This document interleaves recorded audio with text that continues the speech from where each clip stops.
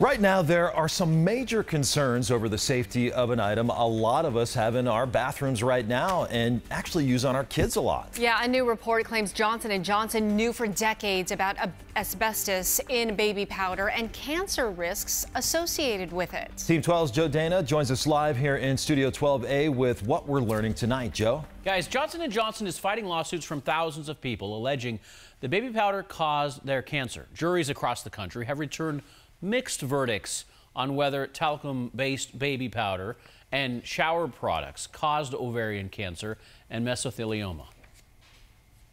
A staple for baby care and female hygiene since 1894 is the subject of lawsuits nationwide. Plaintiffs claiming they felt deceived about the safety of baby powder.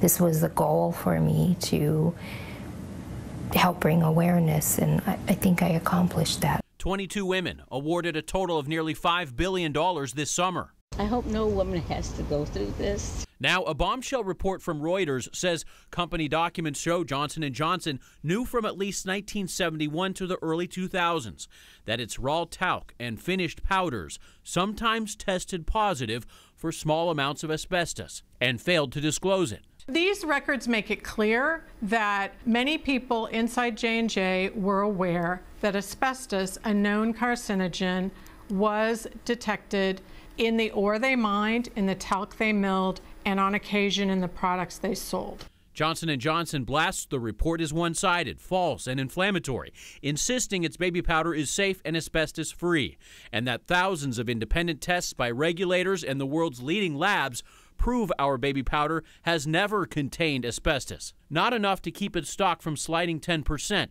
And the American Cancer Society is now editing its official position, no longer saying all talcum products have been asbestos-free since the 1970s.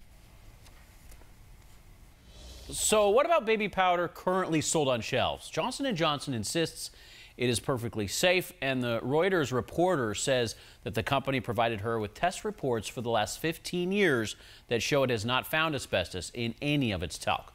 We're live here in the Studio 12A. Joe Dana, 12 News at 10.